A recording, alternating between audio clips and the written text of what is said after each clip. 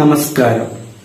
7ാം ക്ലാസ്സിലെ എല്ലാ കൂട്ടുകാർക്കും സാമൂഹ്യ ശാസ്ത്രം ക്ലാസ്സിലേക്ക് സ്വാഗതം. എല്ലാവർക്കും സുഖമാണോ? സുഖമാണെന്ന് കരുതുന്നു.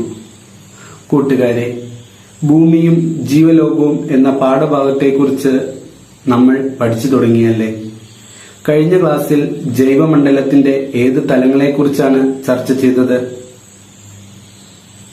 മിടുക്കരാണല്ലോ നിങ്ങൾ. അതെ, 1 ശിലാമണ്ഡലം, 2 ജലമണ്ഡലം അല്ലേ? അതുമാത്രമല്ല, ജലം മലിനമാവുന്നത് എങ്ങനെയാണെന്നും ശാസ്ത്രീയമായി ജലം എങ്ങനെ സംരക്ഷിക്കാമെന്നും നമ്മൾ മനസ്സിലാക്കി. അതിൽ പറഞ്ഞ പ്രവർത്തനങ്ങൾ രക്ഷിതാക്കളുടെ സഹായത്തോടെ നിങ്ങൾ ചെയ്തിരിക്കുമല്ലേ?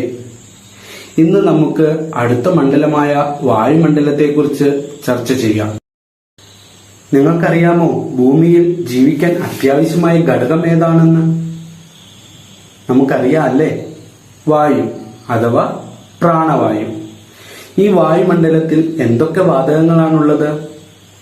Oxygen, carbon dioxide, nitrogen ഇവ പ്രധാനമായും കാണുന്നു. ഇവ കൂടാതെ പൊടിപടലങ്ങളും നീരാവിയും എല്ലാം അന്തരീക്ഷത്തിലുണ്ടല്ലേ? എന്തൊക്കെയാണ് അന്തരീക്ഷത്തിൽ നമ്മൾ കാണുന്നത്? Oxygen, carbon dioxide, nitrogen. ഇനി നമുക്ക് എന്താണ് വായുമണ്ഡലം എന്ന് നോക്കിയാലോ? വായുമണ്ഡലം ഭൂമിയെ ഒരു പുതപ്പ് പോലെ പൊതിഞ്ഞു സംരക്ഷിക്കുന്ന വാതകപ്പാളിയാണ് അന്തരീക്ഷം അഥവാ വായുമണ്ഡലം.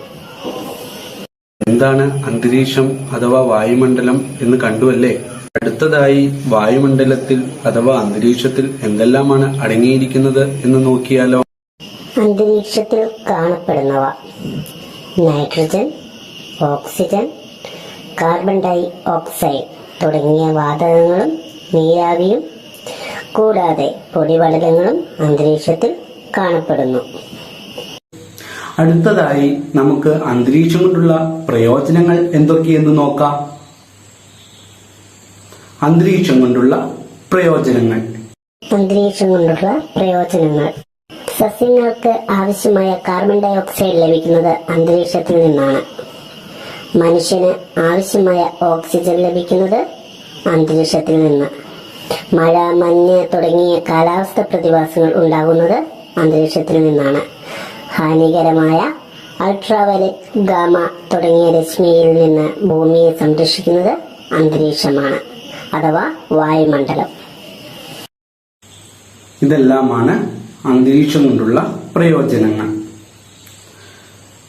വായുവിന്റെ സ്വാഭാവിക ഘടനയ്ക്ക് മാറ്റമുണ്ടാക്കുന്ന തരത്തിൽ അന്തരീക്ഷത്തിൽ കലരുന്നതെന്തും അന്തരീക്ഷ മലിനീകരണത്തിന് കാരണമാവും.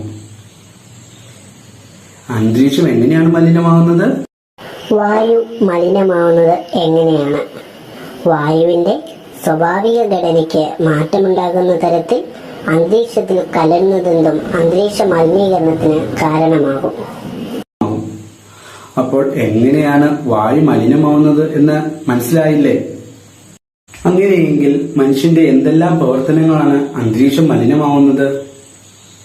ഈ ചിത്രങ്ങളൊന്ന് കണ്ടു നോക്കൂ.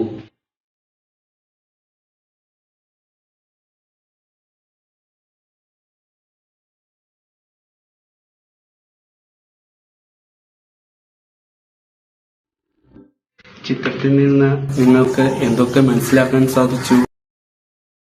അതെ, ഫ്രിഡ്ജ്, വാഹനത്തിലെ പുക, ഫാക്ടറിയിലെ പുക, പ്ലാസ്റ്റിക് കത്തിക്കുന്നതല്ലേ? അപ്പോൾ ഫ്രിഡ്ജ് എങ്ങനെയാണ് അന്തരീക്ഷം മലിനമാവുന്നതെന്ന് നിങ്ങൾ ചിന്തിച്ചിട്ടുണ്ടോ?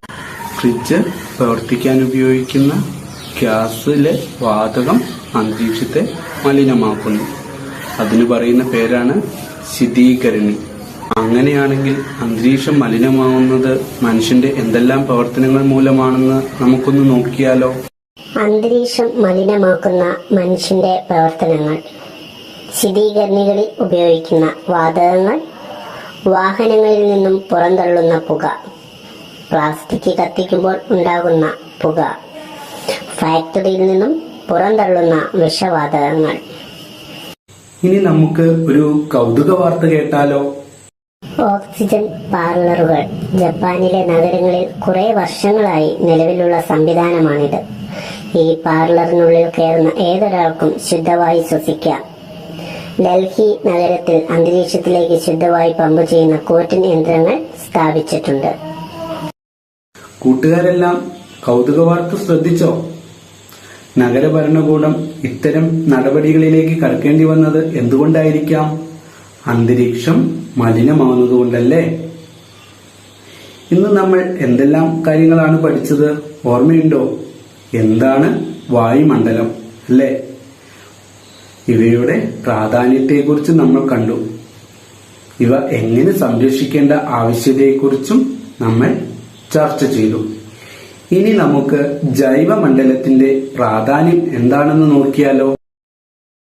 ചിത്രം ഒന്ന് ശ്രദ്ധിക്കൂ. ചിത്രങ്ങൾ കണ്ടിട്ട് കൂട്ടുകാർക്ക് എന്തു മനസ്സിലായി അതിൽ നിന്ന്? ഭൂമിയിലെ ജീവജാലങ്ങൾ ഉൾപ്പെടുന്ന മേഖലയാണ് ജൈവമണ്ഡലം, അല്ലേ? ശിലാമണ്ഡലവും വായുമണ്ഡലവും ജലമണ്ഡലവും ഇവ 3 മണ്ഡലങ്ങളുടെയും പ്രവർത്തന ഫലമാണ് ജൈവമണ്ഡലത്തിന്റെ നിലനിൽപ്പിന് ആധാരം. ഭൂമിയിൽ എല്ലാ ജീവജാലങ്ങളും ഉൾപ്പെടുന്ന മണ്ഡലം കൂട്ടുകാർക്ക് ഏതാണെന്ന് മനസ്സിലായോ? അതെ, ജൈവമണ്ഡലം. ഭൂമിയിലെ എല്ലാ ജീവജാലങ്ങളും ഉൾപ്പെടുന്ന മേഖലയാണ് ജൈവമണ്ഡലം. ഈ 3 മണ്ഡലങ്ങൾക്കും ഉണ്ടാകുന്ന ചെറിയ മാറ്റങ്ങൾ പോലും മനുഷ്യ ജീവിതത്തിൽ വലിയ ആഘാതമുണ്ടാക്കുന്നു, അല്ലേ? അതിനൊരു ഉദാഹരണം നമുക്ക് നോക്കിയാലോ? നമുക്ക് സസ്യങ്ങളെ എടുക്കാം. സസ്യങ്ങളുടെ വളർച്ചയ്ക്ക് ആവശ്യമായ ഘടകങ്ങൾ എവിടെ നിന്നാണ് കൂട്ടുകാരെ ലഭിക്കുന്നത്? എന്തൊക്കെ വേണം സസ്യങ്ങളുടെ വളർച്ചയ്ക്ക്? ജലം, കാർബൺ ഡയോക്സൈഡ്, ധാതുലവണങ്ങൾ. ഇതിൽ കാർബൺ ഡയോക്സൈഡ് സസ്യങ്ങൾക്ക് എവിടെ നിന്നാണ് ലഭിക്കുന്നത്? അന്തരീക്ഷത്തിൽ നിന്നല്ലേ, അഥവാ വായുമണ്ഡലത്തിൽ നിന്ന്. അതുപോലെ ജലം ലഭിക്കുന്നത് എവിടെ നിന്നാണ്? ജലമണ്ഡലത്തിൽ നിന്നല്ലേ. ധാതുലവണങ്ങളോ? ശിലാമണ്ഡലത്തിൽ നിന്ന്. ഇതിൽ നിന്ന് എന്തെങ്കിലും ഒരു ഘടകം ഒഴിവാക്കിയാൽ എന്ത് സംഭവിക്കും? നമുക്ക് സസ്യങ്ങളില്ലാത്ത ഒരു ലോകം ചിന്തിക്കാൻ കൂടി സാധിക്കില്ല, അല്ലേ? ഇനി ഒരു വീഡിയോ ശ്രദ്ധിക്കൂ.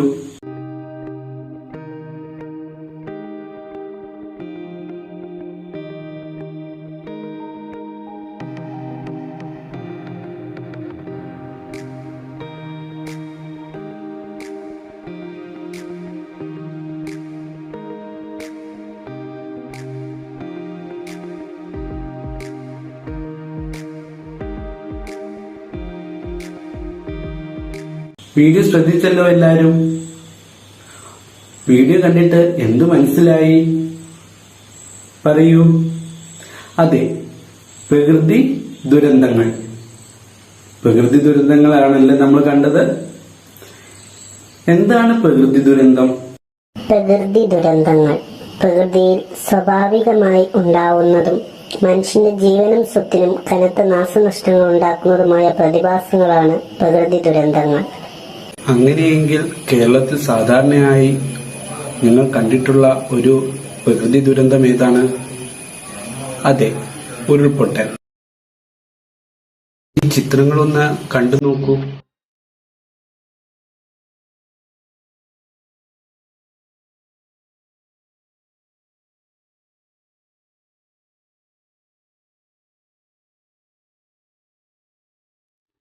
ചിത്രങ്ങൾ നിങ്ങൾ കണ്ടില്ലേ? എത്ര ഭീകരമാണല്ലേ? അങ്ങനെയെങ്കിൽ എന്താണ് ഉരുൾപൊട്ടൽ എന്ന് നോക്കിയാലോ? എന്താണ് ഉരുൾപൊട്ടൽ? കുത്തനെ ചെരിവുള്ള പ്രദേശങ്ങളിൽ പാറയും മണ്ണും ചെളിയും അതിവേഗം താഴേക്ക് നീങ്ങുന്ന പ്രതിഭാസമാണ് ഉരുൾപൊട്ടൽ. എന്താണ് ഉരുൾപൊട്ടൽ എന്ന് കൂട്ടുകാർക്ക് മനസ്സിലായല്ലേ? ഈ അടുത്ത കാലത്ത് നമ്മൾ കണ്ട ഒരു ദുരന്തമാണ് ഇടുക്കി ജില്ലയിലെ പെട്ടിമുടിയിലുണ്ടായ സംഭവങ്ങൾ. ഇത്തരം ഉരുൾപൊട്ടലുകൾ ഉണ്ടായാൽ എന്തെല്ലാം മുൻകരുതലുകളാണ് നമ്മൾ ചെയ്യേണ്ടത്? ഉരുൾപൊട്ടലുണ്ടായാൽ എന്ത് ചെയ്യണം? ഉരുൾപൊട്ടൽ നാം എന്തെല്ലാം ശ്രദ്ധിക്കണം? എത്രയും വേഗം സുരക്ഷിത സ്ഥാനങ്ങളിലേക്ക് മാറുക. ചെറിയ കുട്ടികൾ, വൃദ്ധർ, ശാരീരിക അവസ്ഥകൾ അനുഭവിക്കുന്നവർ എന്നിവരുടെ രക്ഷയ്ക്ക് മുൻഗണന നൽകുക. പരിക്കേറ്റവർക്ക് പ്രഥമ ശുശ്രൂഷ നൽകുക. വീണ്ടും ഉരുൾപൊട്ടലുണ്ടാകാൻ സാധ്യതയുള്ളതിനാൽ ജാഗ്രത പാലിക്കുക. പോലീസ്, ആംബുലൻസ് തുടങ്ങിയ ഏജൻസികളുമായി ബന്ധപ്പെടുക. വൈദ്യുതാഘാതമേൽക്കാതിരിക്കാൻ വേണ്ട മുൻകരുതലുകൾ എടുക്കുക. അങ്ങനെയെങ്കിൽ കേരളം നേരിടുന്ന മറ്റൊരു ദുരന്തം ഏതാണ്? ഈ ചിത്രങ്ങളൊന്ന് കണ്ടു നോക്കൂ.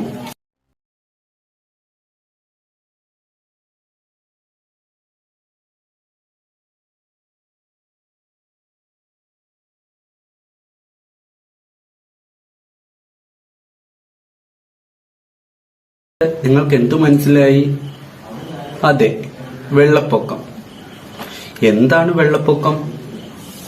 നമുക്കൊന്ന് നോക്കിയാലോ. എന്താണ് വെള്ളപ്പൊക്കം? മഴക്കാലത്ത് നദികളിലേക്ക് ഉൾക്കൊള്ളാനാവാത്ത ജലം ഒഴുകിയെത്തുമ്പോൾ കരയിലേക്ക് വെള്ളം കയറുന്ന പ്രതിഭാസമാണ് വെള്ളപ്പൊക്കം. എന്താണ് വെള്ളപ്പൊക്കം എന്ന് കണ്ടുവല്ലേ? അങ്ങനെയെങ്കിൽ വെള്ളപ്പൊക്കമുണ്ടായാൽ എന്തെല്ലാം മുൻകരുതലുകൾ എടുക്കണം എന്ന് നോക്കിയാൽ. വെള്ളപ്പൊക്കത്തെ എങ്ങനെ നേരിടാം? പുഴയോരത്ത് ചേർന്ന പ്രദേശത്ത് വീട് വെക്കരുത്. മഴക്കാലത്ത് പുഴയിൽ ഇറങ്ങരുത്. വയലുകൾ മഴവെള്ളത്തിൽ താഴ്ന്നിറങ്ങാനുള്ള ഇടമാണ്. അവ മണ്ണിട്ട് മൂടരുത്.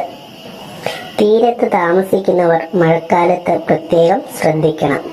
വിലപിടിപ്പുള്ള സാധനങ്ങൾ ഉയർന്ന സ്ഥലങ്ങളിലേക്ക് മാറ്റണം. വെള്ളം കയറുന്നുണ്ടെങ്കിൽ വൈദ്യുതി ബന്ധം വിച്ഛേദിക്കണം. പ്രകൃതി ദുരന്തങ്ങളായ ഉരുൾപൊട്ടലിനെ കുറിച്ചും വെള്ളപ്പൊക്കത്തെ കുറിച്ചും നിങ്ങൾ പഠിച്ചുവല്ലേ? അതിൽ പറഞ്ഞിരിക്കുന്ന നിർദ്ദേശങ്ങളെല്ലാം നിങ്ങൾ ഓർത്തിരിക്കുമല്ലേ? അടുത്തതായി, ഈ പ്രകൃതി ദുരന്തങ്ങൾ ഉണ്ടാവുമ്പോൾ നമ്മെ സഹായിക്കുന്ന ഒത്തിരി സംവിധാനങ്ങളുണ്ട്. അതൊന്ന് പരിചയപ്പെടുവല്ലേ? പ്രകൃതി ദുരന്തങ്ങളുടെ നിവാരണത്തിനും ലഘൂകരണത്തിനുമായി പ്രവർത്തിക്കുന്ന സർക്കാർ വകുപ്പുകളും സംവിധാനങ്ങളും. കേരള റവന്യൂ ദുരന്ത നിവാരണ വകുപ്പ്, സംസ്ഥാന ദുരന്ത നിവാരണ അതോറിറ്റി, ദുരന്ത സാധ്യത അപഗ്രഥന cell, land and disaster management institute. ഈ അധ്യായത്തിൽ നമ്മൾ എന്തൊക്കെയാണ് ചർച്ച ചെയ്തത് എന്നൊന്ന് നോക്കിയാലോ.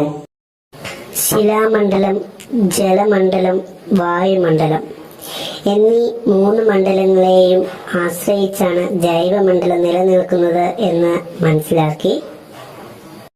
മനുഷ്യന്റെ അശാസ്ത്രീയമായ പ്രവർത്തനങ്ങളും ഇടപെടലുകളും ജൈവമണ്ഡലത്തിന്റെ നിലനിൽപ്പിന് ദോഷകരമായി ബാധിക്കുന്നുവെന്ന് മനസ്സിലാക്കി. മനുഷ്യൻ ഉൾപ്പെടെയുള്ള ജീവജാലങ്ങളുടെ സുസ്ഥിരമായ നിലനിൽപ്പിന് പ്രകൃതി വിഭവങ്ങളെ ശാസ്ത്രീയമായി വിനിയോഗിക്കേണ്ടത് ഉണ്ട് എന്ന് മനസ്സിലാക്കി. പ്രകൃതി ദുരന്തങ്ങളെ എങ്ങനെ നേരിടാമെന്നും നമ്മൾ മനസ്സിലാക്കി. ഇന്ന് പഠിച്ച പാഠഭാഗങ്ങൾ ഉൾപ്പെടുത്തി ചില പ്രവർത്തനങ്ങൾ ചുവടെ നൽകിയിരിക്കുന്നു. പ്രവർത്തനം 1. വായുമണ്ഡലത്തെ ബാധിക്കുന്ന മനുഷ്യന്റെ അശാസ്ത്രീയമായ പ്രവർത്തനങ്ങളെയും ഇടപെടലുകളെയും ഉൾപ്പെടുത്തി ഒരു പോസ്റ്റർ തയ്യാറാക്കുക. പ്രവർത്തനം 2. വായു മലിനീകരണം കുറയ്ക്കുന്നതിന് നിങ്ങൾക്ക് എന്തെല്ലാം ചെയ്യാനാകും? കുറിപ്പ് തയ്യാറാക്കുക. പ്രവർത്തനം 3. നിങ്ങളുടെ പ്രദേശത്തുണ്ടായ പ്രകൃതി ദുരന്തത്തെക്കുറിച്ച് ഒരു കുറിപ്പ് തയ്യാറാക്കുക. പ്രവർത്തനങ്ങൾ നിങ്ങൾ കണ്ടുവല്ലേ? പ്രവർത്തനങ്ങൾ എല്ലാവരും ചെയ്ത് നിങ്ങളുടെ അധ്യാപകർക്ക് അയച്ചു കൊടുക്കുക. Thank you.